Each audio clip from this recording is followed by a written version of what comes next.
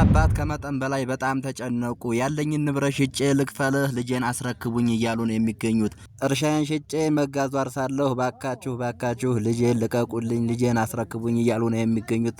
እስከ ቪዲዮ ፍጻሜ አብራችሁኝ ቆዩ። ሁሉንም የማስደምጣችሁ ይሆናል። ቀጥታ ወደ ቪዲዮ። ልጄን አስረክቡኝ። ከሰሌ ጊዮርጊስ አደራሳ ከሰሌ ጊዮርጊስ ልማልላችሁ ለምኜ ልክፈል። እርሻዬን ሽጬ የመጋዙ አርሳለሁ፣ ለምኜ ልክፈል፣ ልጄን አስረክቡኝ። ብዙዎቻችሁ እንደሚሉት ደግሞ የገጠር ላይ ሀና ስትደፈር አብረው ነው የሄዱትና አይኑ አይቷል። ሁለት ሆነው ሲደፍሯት አይኑ አይቷል። ስለዚህ ውሸቱን ነው ሞታለች ብሎ ፖስት ያደረገ ወይም ሞታለች ብሎ ለቤተሰብ ያስረዳው ውሸቱን ነውና አጥብቆ ሊያዝ ይገባል። የመጀመሪያ ቁጥር አንድ ተያዥ የገጠር ልጅ ነው እያሉ ነው ብዙሃኖቹ ማለት ነው። እሱ እዛ ደፍሯታል። አይናቸው እያዩ እሱን አይናቸው እያዩ ነው የደፈሯት። ማንም ወሬ የተመረቀው ምን ሊያመጣ ነው? ርቆ ሄዶ ምናምን ወንድ ከሆነ 6 ናቸው አይደል? እንዳትነኳት ያማና ልጅ ናት፣ እኛንም ግደሉን ማለት ይችላል። ለምን አይሉም? ልጅቷ እንደዛ ስትሆን ያ ብቻ አይደለም። ዋናው መደፈር ምናምን የሚባለውን መደፈሩ ተመርምራ ታክማም ትድናለች። በሽታም ካለባት ከያዛት ያ ነገር ከደረሰባት በህይወት እያለች የሚደረገው ነገር ፈጣሪ ያመጣው ነገር ነው። ያን ነገር ተቀብላ ትኖራለች። እንደዛው ተደፍራ ተለቃ እንደዛም ሆና ምን አደረጉ እነሱ? ሳትሞት ሞታለች ብለ ቪዲዮ ስራ ተባለ። የገጠር ልጅ እኮ ሰው ሰብስቦ እኮ ነው ሄደ። በነፃ እኮ ነው ሄደ። ግማሽ ከፍሎ መሰለኝ ሄደ። በነፃ ሳይሆን ያን ያክል። ስለዚህ ራሱ እኮ ደላላ እኮ ነው። በነፃ እኮ አንድ ሰው ሲሄድ እኮ የምግብሽን ብቻ ችለሽ በነፃ ስትሄጂ ያንን መንገድ ብዙ እንክብካቤ ተደርጎልሽ እኮ። ስማ ልንገርህ፣ ይመኝ የሚባለው ሀናን ይወዳት ነበረ። ይመች እንደገና ሀና ከማግባቷ በፊት ሂጃዛ ቤት ይመች ቤት ነበረች። እንደሰማችሁት እንግዲህ የገጠር ልጅ የሚባለው ልጅ አብረው ነበርና ድንበር ሲቆርጡ የነበረው ሁለት ሆነው ሲደፍሯት አይኑ አይቷል። ይሄ ስለዚህ እርግጠኛ ነገር ነውና እሱ በዋነኛ ሊያዝና ሊጠየቅ የሚገባ ጉዳይ ነው እያሉ ነው ማለት ነው። እህታችን እንደተናገረችው ይመችና ተክሌ የሚባሉ ደላላ በተለይ ይመች ድሮ ሳታገባ በፊት ይፈልጋት ነበረ። ጅዳ ስትቀመጥ ደግሞ ይመች ኢጃዛ ነበረች እየተባለ ነው የሚወራው። እስከ ቪዲዮ ፍጻሜ አብራችሁን ቆዩ። ሁሉንም የምናስደምጣችሁ ይሆናል። አሁን ምንም አማራጭ የለም። አሁን ሳውዲ አረቢያ የሚገኝ ኤምባሲ በሙሉ ሌላውም ይመችን የሚያቅሰው በሙሉ ተባብረን ይመችን በቁጥጥር ስር መዋል ነው። ሌላው ነገር ይመች ሀገር ቤት የራሱ ቤትና ንብረት ካለው ንብረቱን በቁጥጥር ስር መዋል አለበት። ይሄ ነገር ለምንድነው ዝም የሚባለው? ቶሎ ለምንድነው እርምጃ የማይወሰደው? የገጠር ልጅ የሚባለው ልጅ ደግሞ ሲደፍሯት አይኑ አይቶ ሙታለች ብሎ ቪዲዮ ስራ ተብሎ ውሸቱን ሙታለች ብሎ ለቤተሰብ አስረድቶ ለሀገር አሳውቆ ውሸቱን ነው። ይሄ ደግሞ ሆኖ ይፋ ሆኖ ግልጽ ሆኖ እያለ ለምንድነው የገጠር ልጅ የሚባለው በቁጥጥር ስር የማይውለው? ለምንድነው የማይተገበረው? ይሄው ዘመን ቀናችሁ አይደለም እያለች ነው እህታችን። እስኪ እንስማው ቪዲዮ። አንድ በጣም ከታዘብኩት ነገር ልንገራችሁ። እነ ሰይድ ወረባቦ እንግዲህ ዛሬ 8ኛ ቀናቸው ነው። ገባችሁ? እኛም ታፕ እያረግን ከታችሁ ነን ቁጭ ብለን እያዳመጥን ነው ማለት ነው። ትናንት እርምጃ ይወሰዳል ብለው ነበር፣ እርምጃ አልተወሰደም። ለምንድነው የገጠር ልጅን የምትለማመጡት?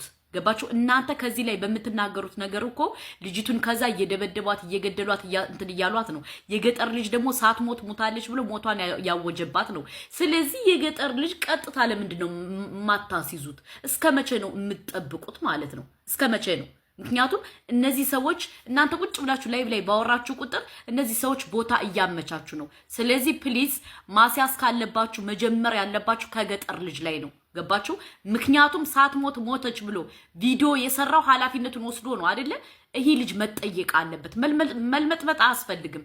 እነሱ እኮ ፈርቶ ቤት ቀይረዋል። ለምንድን ነው እናንተ ጊዜ የምትሰጧቸው? ሰይድ ወረባቦ እንደሚለው ከሆነ ደግሞ በ24 ሰዓት ውስጥ ይመችና ይችላል ተክሌ የሚባሉ ደላሎች በ24 ሰዓት ካላስረከቡ እኛ የምናደርገውን እናደርጋለን እያለ ነው ማለት ነው። እስኪ እንስማው። በ24 ሰዓት ውስጥ ጌታውንና ይችላል የገጠርም ልጅ ጨምረዋል። እኔ ባልጨምርም በ24 ሰዓት የልጅቱን አድራሻና ልጅቱን ማትለቀቅ ከሆነ እኛ ምን እናደርጋለን ነው አሉት። እኔ አለለው የፈለጋችሁ ማድረግ ይችላል። እኛ አናቃቸው። በሳውዲ ቁጥር ተደውሎ ለተነገረ ገባህ አይደለ? በሳውዲ ቁጥር ተደውሎ ነው ያገናኙን እኮ። የኢትዮጵያም ቁጥር አይደለ? በሳውዲ ቁጥር ንጹህ ሰዎችን ማሰቃየት ንጹሃን መግደልሳ ያልሞተ ሰው ሙቷል ብሎ ለ4 ወር አፈር ዱባይ ማልበስ አያስጠይቅም? እንዳንተ እኮ ያስጠይቀኝ። ለታቀባለው እኮ ነው። ምንድነው እንደዚህ የምትለው? ውሸት ከሆነ ያንተ ቤተሰብ ሲሆን እንደሚያምክ አንዲት ምስኪን ታግታ በአንተ የተነሳ ማንም እንዳይፈልግ እኮ ነው እኮ አልኩ። ያ ቪዲዮ ሲሰራ እኔ ዋሽኝ ካለ እንደሰማችሁት የገጠር ሁሉም በተሰበሰቡበት ላይ ሰይድ ወረባቦ ልጅቱን በ24 ሰዓት ውስጥ ካላመጣቸው የሆነ ነገር ነው የምናደርገው እያላቸው ነው የሚገኘው። የገጠር ላይ የሚመልሰውን መልስ ለሰይድ ወረባቦ እየሰማችሁት ነው ማለት ነው። ስለዚህ በሀና ጉዳይ አዳዲስ መረጃ እየተገኘ ነው መሰለኝ። እስከ ቪዲዮ ፍጻሜ አብራችሁን ቆዩ። አንድ እህታችን የምትናገር ማለ እስኪ ቪዲዮውን እንስማው። ጓደኞቼን ጠይቁ። በቅድሚያ እንኳን ደስ አላችሁ። የሀኒ ነገር አዳዲስ መረጃ እየወጣ ነው። እውነት ለመናገር እኔ ወላሂ በጣም ነው ያሳዘነች። ይገባችሁ። በሁለተኛ ደረጃ ደግሞ የገጠር ልጅ ማለት ነው ያልሞተችውን ሰው ሞታ ብለህ ቪዲዮ ስትሰራ ትንሽ ሞራልህ አልተሰማህም? አሁን ይህች ልጅ አለች በህይወት እየተባለ ነው። ምን ተሰማህ?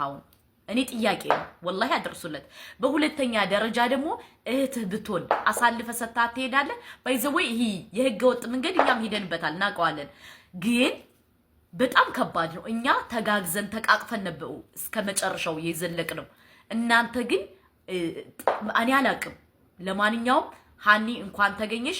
አሁንም ቢሆን ሁላችሁም ደላላዩ እንዲያዝ እንደሰማችሁት እንግዲህ ልጅቱን በ24 ሰዓት ውስጥ የማያመጡ ከሆነ ከባድ ነገር ነው የሚፈጠረው እያሉ ነው ማለት ነው። ልጅቱን ከምንሰጥ እኛ ብንሞት ይሻለናል የሚሉ ከሆነ የሚመጣውን አደጋ እንችለዋለን የሚሉ ከሆነ ይሞክሩት። ካሁን በኋላ እኛ አንለማመጥም ማለት ነው። የፈለግነውን ማድረግ እንችላለን እየተባለ ነው። እስከ ቪዲዮ ፍጻሜ አብራችሁን ቆዩ። ተጨማሪውን ላሰማችሁ። ሁላችንም ወደ ቪዲዮ። ካልሆነ ግን እንደተባለው ይችል ልጅ ከምንሰጥ ሞታችንን እንመርጣለን ካሉ እንግዲህ ይሄ ሁሉ ህዝብ እየሰማ ነው። የኢትዮጵያ ህዝብ እየሰማ ነው። የሚመጣባቸውን እርምጃ የሚችሉት ከሆነ ይሞክሩት። ከዚህ በላይ መለማመጥም የለም። ሚኪ በፈጠረ እርምጃውን ለመራመድ እኮ ወደኋላ እየተጎተትን ነው፣ እየተመለስን። አሁን የዲኤንኤ ምርመራ፣ የአይን ምርመራ እየጠበቅን ያለን ሰዎች እኮ ነን። በመቤት እንዳታፍኑ ልናገር፣ በቃ መናገር ፈልጋለሁ፣ ያለበለዚያ አውጣለሁ። ምክንያቱም ቆይ መኩ ጥያቄ ልጠይቅህ። እኛ ጨርሰን ከአንድ አይሉ 2 ጊዜ ያመጡት ነገር ድራማ መሆኑን 50 ሺህ ሰው 2 ቀን ተሰብስቦ አይቶ ወስኗል። አበቃ። ውሳኔው አንድና አንድ ነው። የሚጀምረው ጌትነት ከሚባለው ነው። ጌትነት ከሚባለው ተሸጉጦ ካለው ሰው ተጀምሮ ስቴፕ ባይ ስቴፕ ይቀጥላል። ለምንድን ነው ይሄ ነገር የተፈራው? እኔ አሁን እንደዚህ ስናገር አትናገሪ ሚዲያ ላይ ምናምኑ፣ ማንም ሰው በአንተ ጫማ እስካልተራመደ ድረስ አይገባውም። እኔ በአሞራው ሀሳብ ብቻ ነው የምስማማው። ያለበለዚያ ቁጭ ብላችሁ ደሩ። አንደኛ ማድረግ ያለበት መጀመሪያ ባሏ መጀመር አለበት። ይሄን ደላላ ይመች የተባለው ደላላ ለባሏ አሳልፈው የሰጠው እሱ አንደኛ ደላላውን ያመጣው መጀመሪያ እሱ መያዝ አለበት። አሞራው ይኸውልህ እዚህ ጋር አስይዘው በሉኝ፣ ዛሬ ላስይዘው፣ ምንም ችግር የለውም። ይመችን ዛሬ ማሳይዝ ይቻላል ከተፈለገ ዛሬ ይመችንና ይመችንና የሀናን ባልን ያገናኙ ሰውዬ ደግሞ መያዝ አለበት። አዎ ማርያምን በዚህ እኛ እንጸጸት፣ በዚህ በሚሆነው ነገር እኛ እንጸጸት። መኩ በቃ እኛ ዋጋ እንክፈል። የፖሊስ አዛዦች የጠየቁ አሉ፣ ይይዙታል። ወንጀል ነው። እኔ ነኝ ተውቆይ መጀመሪያ ብዬ ነው። ይሁን ካላችሁ እዚህ ውስጥ ድምፅ ስጡበት፣ እናስይዘው፣ ምንም ችግር የለውም። አሁን ቁጥሩን ብቻ ነው የሚፈልጉት።